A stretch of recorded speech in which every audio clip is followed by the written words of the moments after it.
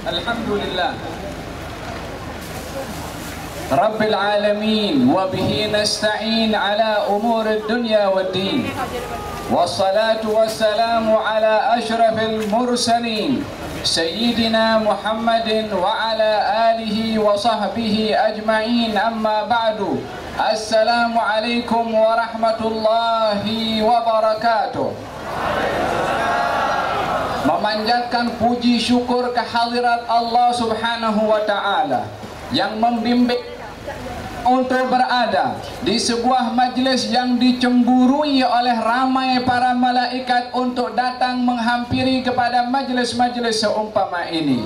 Malaikat yang tidak pernah bermaksiat kepada Allah, malaikat yang dicipta daripada cahaya, malaikat yang hampir dengan Allah, yang tugasnya hanya melakukan apa yang disuruh oleh Allah Subhanahu wa ta'ala. Bila mana melihat di atas muka bumi ini golongan manusia berzikir kepada Allah, berselawat kepada Rasulullah, maka menghampiri malaikat itu ke majlis tersebut kongsi sama mendapatkan rahmat dari Allah Subhanahu wa ta'ala yang diturunkan kepada manusia yang berzikir kepada Allah Subhanahu wa ta'ala. Demikian Rasulullah sallallahu alaihi wa alihi wa sahbihi wasallam bersabda, inna lillahi malaikatan sayyarina fil ardi. Allah mempunyai ramai malaikat yang berkeliling di atas muka bumi ini. Kalau melihat kepada majlis zikir, panggil kepada yang lain, anhalummu ila bawiyatikum, jom kita pergi kepada tujuan yang kita turun daripada langit itu, yaitu menghampiri kepada majlis zikir, lalu menghampiri, duduk mengelilingi majlis tersebut, menikmati akan curahan rahmat yang diberikan oleh Allah Subhanahu wa ta'ala. Oleh karena yang demikian, majlis ini adalah majlis untuk kita meningkatkan keimanan kita kepada Allah Subhanahu wa ta'ala, majlis untuk menyuburkan iman yang diberikan oleh Allah Subhanahu wa ta'ala, majlis untuk dan lagi ketakwaan kita kepada Allah Subhanahu wa ta'ala. Bila mana dalam majlis yang menyebut di dalamnya Allah, bila mana di dalam majlis yang disebut di dalamnya, bila mana di dalam majlis yang diingatkan di situ tentang warisan Rasulullah,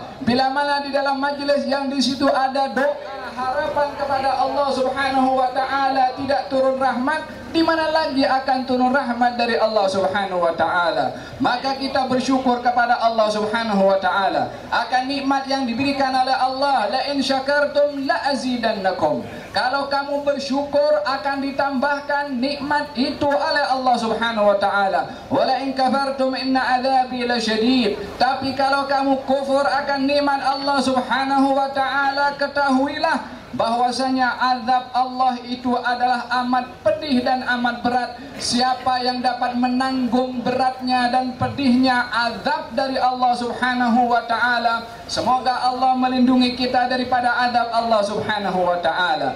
Nikmat yang terbesar diberikan oleh Allah, yang itu adalah merupakan kewajiban kepada kita untuk menjaganya, dan merupakan nikmat yang paling berharga di Allah Subhanahu wa ta'ala adalah nikmat iman, adalah pemberian terbesar yang diberikan oleh Allah Subhanahu wa ta'ala. Iman sebab kepada kejayaan seseorang, iman sebab seseorang masuk syurga, iman sebab kepada seseorang untuk terselamat daripada kerugian. Yang demikian Allah Subhanahu wa ta'ala berfirman di dalam Al-Quran, wal asri innal insana lafi khusrin illa alladzina amanu wa amilu salihati wa tawasaw bil haqqi wa tawasaw bis sabri.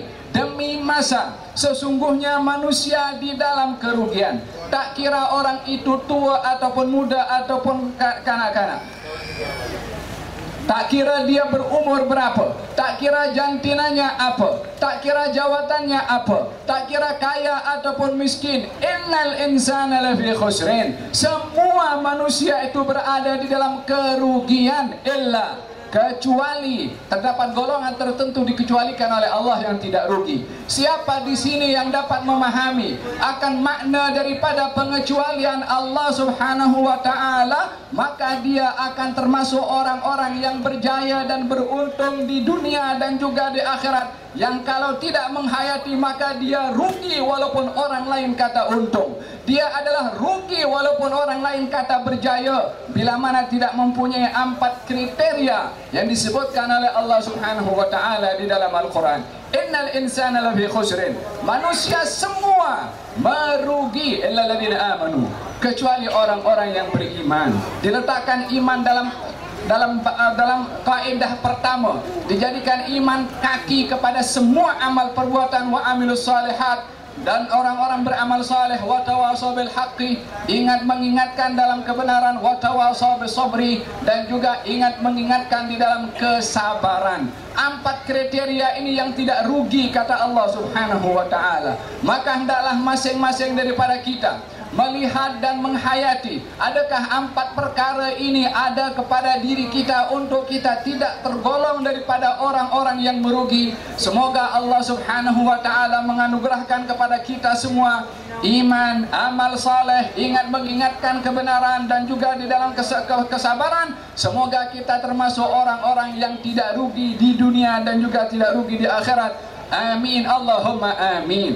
Baginda Rasulullah sallallahu alaihi wa ala alihi wa sahbihi wasallam ketika memberitahukan tentang nilai keimanan yang menjadikan sebab kepada seseorang untuk masuk syurga, memberikan cara bagaimana seseorang itu supaya dia boleh masuk syurga dengan iman. Katanya beliau bersabda, lan tadkhulul jannata hatta tu'minu. Kamu tak akan mungkin masuk syurga sehingga kamu beriman. Dinafikan oleh Nabi Muhammad SAW, sesiapapun juga untuk memasuki syurga Allah tanpa iman. Kunci syurga iman kepada Allah Subhanahu wa taala. Lan tadkhulul jannata hatta tu'minu. Kamu tak akan mungkin masuk syurga kecuali kamu beriman.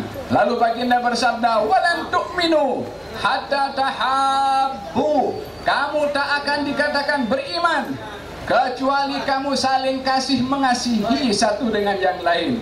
Diberikan tangga oleh Nabi macam mana kita menjadi orang yang beriman, macam mana kita dengan iman boleh masuk syurga. Tangga yang terakhir masuk syurga. Tapi kata Nabi, kamu tak akan mungkin masuk syurga sehingga beriman. Tapi kamu tak akan mungkin dikatakan beriman selagi kamu tidak kasih mengasihi satu dengan yang lain. Walan tu'minu hatta tahabbu. Kamu tidak akan beriman, tidak sempurna iman bila mana kamu tidak kasih mengasihi satu dengan yang lain yang diikat oleh Allah Subhanahu wa taala, ikatan persaudaraan di dalam iman yang mesti tercermin dalam pergaulan dan perhubungan antara kita dengan orang-orang yang beriman. Walan adullukum ala syai'in idza fa'altumuhu tahab.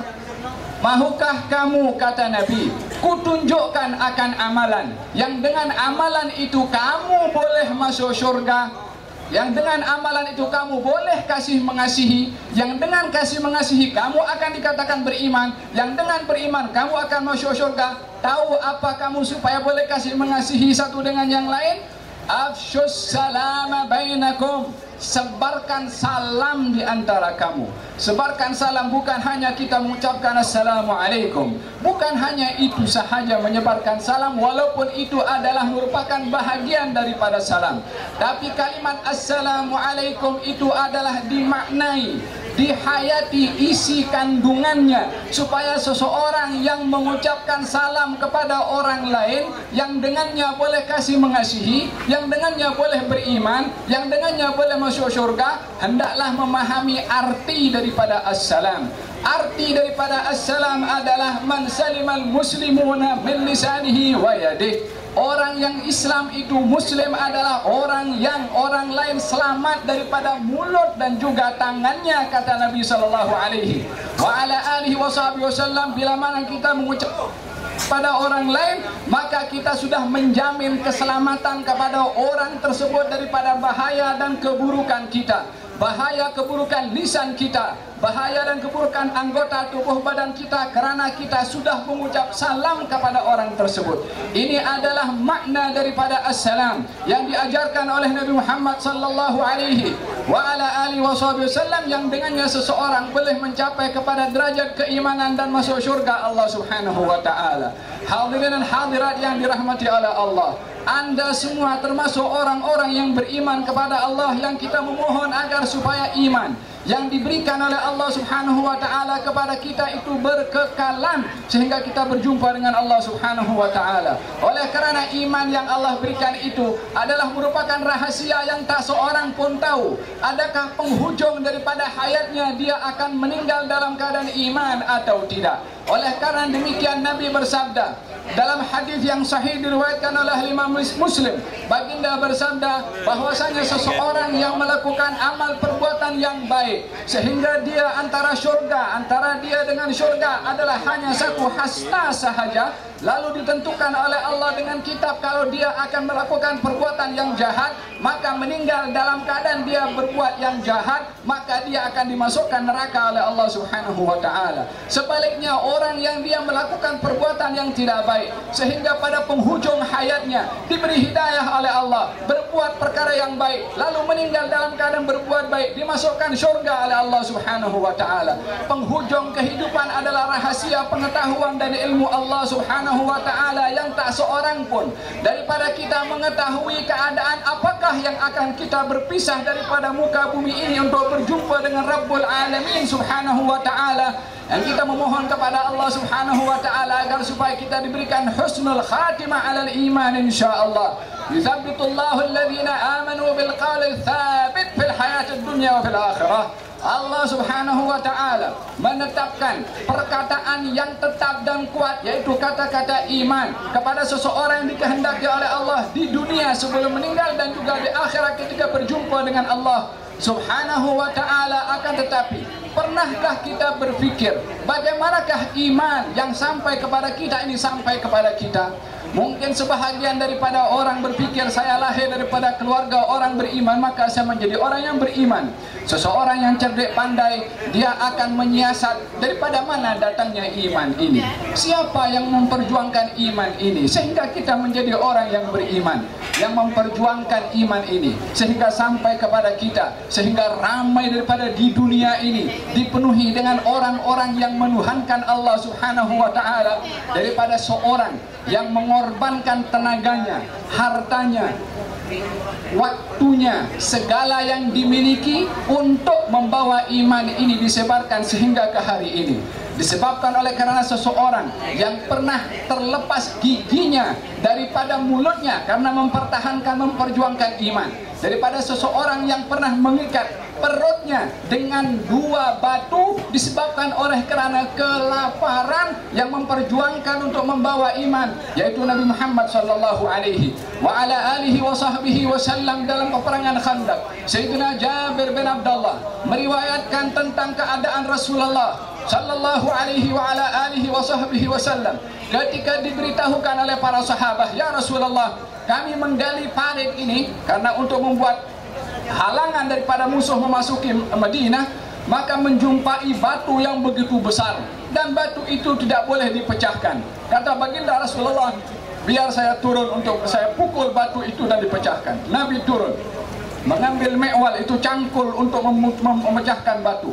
Ketika mengangkat tangannya seperti ini, kain atau dipakai oleh Nabi terangkat sedikit, didapati batu diikat ketat oleh Nabi sallallahu alaihi wa ala alihi wasallam kerana kelaparan, diikat perutnya dengan batu agar supaya perut itu tidak kembung ke depan, karena semakin kembung ke depan semakin akan terasa lapar. Diikat dengan 2 batu oleh Nabi sallallahu alaihi wa ala alihi wasallam. Jabir bin Abdullah yang melihat keadaan Rasulullah mengikat batu di perutnya, tidak sabar, tidak tega, tidak tahan melihat Rasulullah sallallahu alaihi wasallam, maka dia kembali ke rumahnya memberitahukan kepada istrinya, wahai istriku, aku melihat keadaan yang menyayat hati kepada Rasulullah sallallahu alaihi wasallam. Aku dapati beliau mengikat batu di perutnya kerana lapar. Adakah makanan di rumahmu yang boleh dihidangkan untuk Rasulullah? Kata istrinya mengatakan, ada anak kambing yang masih kecil dan ada sedikit gandum yang boleh dimasak untuk 2-3 orang.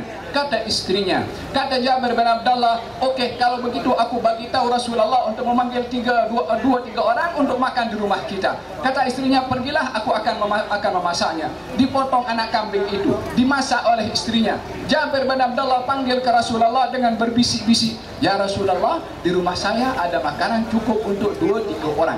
Kamu pilih siapa saja yang datang ke rumah saya mencicipi hidangan makanan yang sedang dimasak oleh istri saya. Kata baginda Rasulullah sallallahu alaihi wasallam, khair wa barakah, insyaallah hidangan yang baik dan berkat. Baginda Rasulullah mengatakan, ya ahla khandak, wahai semua orang yang ada di padang khandak, kita pergi ke rumah Jabir bin Abdullah, kita dijemput makan di sana di rumah Jabir bin Abdullah. Ahli khandak semua ada 800 orang, makanan yang disediakan cukup untuk 2-3 orang. Maka Jabir bin Abdullah gelisah, maka dia lari ke rumahnya, memberitahu kepada istrinya, wahai istriku, Rasulullah panggil semua orang di khandak, jumlahnya 800 orang lebih kurang. Kata istrinya mengatakan, kau dah bagi tahu kepada Rasulullah persiapan makanan kita cukup untuk berapa orang? Kata Jabir bin Abdullah, aku dah bagi tahu. Kata istrinya mengatakan, dia tahu macam mana nak buat. Maka Jabir bin Abdullah menyambut kedatangan Rasulullah. As-sahabah yang datang bersama Rasulullah berdesak-desakan nak masuk rumah Jabir bin Abdullah, khawatir tak dapat karena ramai, semuanya lapar lagi sama dengan Rasulullah sallallahu alaihi wasallam. Kata baginda Rasulullah, la tatadaghatu, jangan kamu berdesak-desakan, kamu semua akan dapat bahagian, kata Nabi sallallahu alaihi wasallam. Baginda berpesan kepada Jabir dan istrinya, jangan engkau angkat itu kuali untuk nak memasak, biarkan sampai aku datang. Nabi ambil di setiap tempat itu, tahu kalau nak masak roti nan itu, diambil roti daripada itu dibelah dua, diambil itu daging yang sudah dihancurkan, diletakkan di atas roti, diberikan masing-masing oleh Nabi dengan tangannya yang mulia. Beliau adalah mengambil makanan tersebut. 800 orang dapat makan dengan kenyang. Yang di Madinah pun dapat diberikan daripada sisa-sisa makanan yang diberkati oleh Allah Subhanahu wa ta'ala. Keberkatan dan mukjizat yang Allah berikan kepada Rasulullah dengan banyaknya makanan itu, sehingga dapat dimakan 800 orang lebih. Setelah nampak Jabir bin Abdullah, perut Nabi diikat dengan buah batu. Ini perjuangan seseorang yang membawa iman, yang kita sedang menikmati manisnya iman saat ini. Tapi jangan menjadi orang yang diperumpamakan dalam pepatah Melayu, kacang lupa kepada kulitnya. Jangan menjadi orang yang sedemikian. Kita mesti mengingat perjuangan Rasulullah sallallahu alaihi wasallam dalam memperjuangkan iman ini untuk disampaikan kepada kita, bertungkus lumus, mengorbankan darah, tenaga dan semuanya yang dimiliki oleh Nabi Muhammad sallallahu alaihi wasallam. Ini adalah hakikat iman yang dididik dengan dasar iman ini oleh Rasulullah, sahabat Nabi Muhammad sallallahu alaihi wasallam, dan juga dengan kasih sayang sesama mereka. Dua asas utama yang dididik oleh Rasulullah, sahabat Rasulullah, al-iman wal mahabbah, yaitu iman dan juga kasih sayang.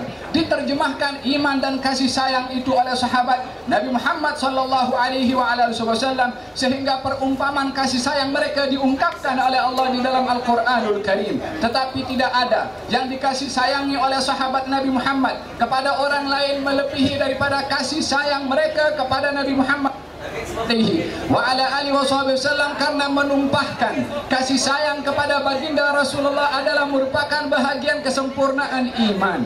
Seseorang yang mengaku dirinya beriman mestilah mencari bahagian daripada kasih sayang kepada Rasulullah sallallahu alaihi wasallam di dalam hatinya, kepada tubuh badannya, kepada ahli keluarganya. Adakah kita nampak sunnah Rasulullah sebagai tanda kita kasih dan sayang kepada beliau? Kita lakukan dalam kehidupan keseharian kita, mendakwa kasih dan cinta kepada Rasulullah, mendidik ahli keluarga kita sesuai dengan ajaran yang dibawa oleh Rasulullah. Adakah kita mendakwa kecintaan kita kepada Rasulullah? Kita mengkaji, menghayati sirah Nabi Muhammad sallallahu alaihi wasallam. Kalau itu tidak kita lakukan, adalah merupakan cinta palsu, cinta dusta yang tidak ada realitinya dalam kehidupan kita. Kalau kita tidak mencontohi kepada Nabi Muhammad sallallahu alaihi wasallam, para as-sahabah mendakwa cinta, diterjemahkan cintanya kepada perbuatan para sahabat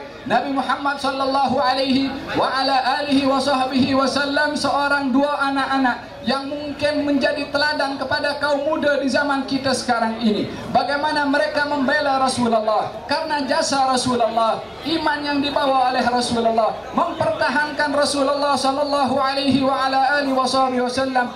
Dua orang ini umurnya belum sampai 20 tahun. Satu daripada mereka bernama Mu'ad, yang satu lagi bernama Muawwid. Ikut hadir bersama dengan Rasulullah dalam peperangan Badar. Berdiri di antara Sayyidina Abdurrahman ibn Auf. Di samping kanan Mu'ad, di samping kiri Muawwid, budak kecil. Kata Abdurrahman bin Auf, dia kata dalam hati, kalau sebelah kanan dan kiri aku orang dewasa, okeylah, sikit boleh tolong menolong kiri dengan kanan, tapi sebelah kanan budak kecil, sebelah kiri budak kecil, terpaksa aku jaga dua orang ini. Tapi dia cakap dalam hati. Tak lama itu Mu'ad panggil, ya Am, Pak Cik, kamu tahu tak siapa di antara mereka musuh tu yang namanya Abu Jahal? Kata Abdurrahman bin Auf mengatakan, kenapa kamu tanya Abu Jahal?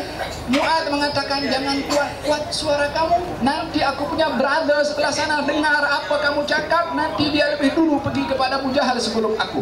Dan aku berjanji hari ini kalau bukan aku, dia yang mati. Kata Abdurrahman mengatakan, apa pasal kamu nak bunuh kepada dia? Kata dia mengatakan, saya mendengar dia selalu menyakiti kepada Rasulullah sallallahu alaihi wasallam. Iman bercakap, iman berbahasa. Demikian pembelaan seseorang yang mengaku dirinya beriman dan mencintai kepada Rasulullah sallallahu alaihi wasallam. Abu Jahal ini adalah orang yang terkenal dengan kehebatannya dalam berperang, terkenal dengan kekuatannya bila mana berperang. Tak mudah untuk dikalahkan Abu Jahal. Sebelah lagi Muawwid mengatakan benda yang sama dikatakan oleh Mu'ad. Maka kata Abdurrahman bin Auf mengatakan, setelah aku mendengar percakapan dua budak ini, aku merasa tak ada orang lebih aman daripada aku. Sebab yang dicari orang yang hebat, yang kuat. Maka aku yang dilindungi oleh dua budak ini, sebab yang dicari adalah orang yang begitu hebat dan kuat. Maka ketika peperangan mula berlaku, nampak Abu Jahal. Abdurrahman bin Auf mengatakan, itulah orang yang kamu cari. Kedua budak ini meluncur kepada Abu Jahal, satu daripada kanan, satu daripada kiri, sehingga Abu Jahal pun roboh daripada kudanya. Kedua budak ini, Mu'ad dan Muawwid, lari kepada Rasulullah, bagi tahu, ya Rasulullah, aku dah bunuh Abu Jahal. Kata Muawwid mengatakan, ya Rasulullah, aku yang bunuh kepada Abu Jahal. Baginda bersabda, Aryani sayfaikuma, tunjukkan kepada aku pedang kamu berdua. Ditunjukkan kedua-duanya ada kesandarah Abu Jahal. Kata baginda Rasulullah, kedua daripada kamu telah membunuh kepadanya. Apa salah Abu Jahal kepada dua budak itu? Tak ada buat salah pun. Dengan bapaknya tak ada buat salah pun. Tapi bahasa iman kepada orang yang menyakiti Rasulullah sallallahu alaihi wasallam menyebabkan kedua budak ini tidak boleh terima ada orang yang menyakiti kepada Rasulullah. Kita hari ini berapa banyak menyakiti Rasulullah? Menyakiti bukan fizikal. Baginda yang susah payah membawa ajaran kepada kita, sejauh mana kita melakukan ajaran Rasulullah. Baginda yang menunjukkan sunnah-sunnahnya kepada kita, sejauh mana kita mempraktekkan sunnah Nabi Muhammad. Baginda yang menerjemahkan tentang pelbagai kisah di dalam sejarahnya, sejauh mana kita mengkaji sejarah Nabi Muhammad sallallahu alaihi wasallam. Kita kalau tidak menghayati dan menekuni, meneladani akhlak dan cinta sebagai tanda cinta kita kepada Rasulullah sallallahu alaihi wasallam, kita pada hakikatnya menzalimi hak Nabi Muhammad sallallahu alaihi wa ala alihi wasallam. Sidang hadirin hadirat yang dirahmati oleh Allah Subhanahu wa ta'ala, majlis umpama ini adalah untuk membangkitkan lagi semangat iman dan cinta kepada Allah dan juga Nabi Muhammad sallallahu alaihi wasallam. Bukan cinta di mulut dan di lisan sahaja, mesti diterjemahkan kepada perbuatan. Kalau tidak, kita akan dipertanggungjawabkan nanti di hadapan Allah Subhanahu wa ta'ala. Waqifuhum innahum mas'ulun. Berhentikan mereka, kata Allah berkata kepada malaikat. Semua makhluk yang digiring oleh malaikat itu disuruh berhenti oleh Allah. Kenapa ya Allah engkau berhentikan mereka? Innahum mas'ulun. Mereka akan ditanya oleh Allah Subhanahu wa ta'ala. Saya akan ditanya. Semua yang hadir di sini akan ditanya. Yang ada di atas muka bumi ini akan ditanya oleh Allah Subhanahu wa ta'ala akan iman yang sudah diberikan oleh Allah. Sejauh mana kita mempertanggungjawabkan kepada Allah Subhanahu wa ta'ala. Siapa yang terselamat daripada makhluk ini, daripada soalan yang akan disoalkan ditingkatkan oleh Allah Subhanahu wa taala. Hari ini kita boleh meminta kepada Allah, hari ini kita memohon kepada Allah, hari ini kita boleh beribadah kepada Allah. Nanti di sana tak ada lagi memohon, tak ada lagi meminta, tak ada lagi merayu kepada Allah, akan ditanya oleh Allah Subhanahu wa taala. Investigasi langsung dari Allah Subhanahu wa taala, siapa yang akan terselamat bila mana Ruhullah Isa bin Maryam tidak selamat daripada soalan Allah Subhanahu wa taala. Ya Isa bin Maryam, a anta qulta lin nas ittakhiduni wa ummiya ilahayn min dunillah? Wahai Isa anak Maryam, adakah kamu mengatakan kepada kaum kamu, kalau kamu mengatakan kepada mereka kamu dan ibu kamu yakni Siti Maryam adalah Tuhan selain daripada Allah Subhanahu wa taala? Nabi Isa tak bercakap demikian. Yang berkata demikian adalah pengikut Nabi Isa. Itu adakah kamu kata kalau kamu dan ibu kamu Tuhan selain Allah? Ini perkataan yang keluar daripada mulut ini akan disoal oleh Allah Subhanahu wa taala. Isa tidak pernah berkata demikian, tapi kaumnya mengatakan itu adalah perkataan Nabi Isa. Nabi Isa disoal oleh Allah Subhanahu wa taala, bukan nak menunjukkan Nabi Isa itu salah dalam hal ini, tapi nak menunjukkan setiap perkataan yang keluar daripada mulut ini ada timbangannya di sisi Allah, yang saya dan semua yang hadir di sini akan ditanya oleh Allah Subhanahu wa taala. Ma yalfidhu min qawlin illa ladayhi raqibun Atid, tidak ada satu perkataan yang terkeluar melainkan Raqib dan Atid akan mencatat semua setiap perkataan yang keluar. Kita berdoa kepada Allah Subhanahu wa taala dengan keimanan yang Allah telah anugerahkan kepada kita, dan itu adalah merupakan satu hadiah yang terbesar diberikan oleh Allah Subhanahu wa taala. Moga-moga iman itu adalah sentiasa berkembang dan subur di dalam hati kita ini.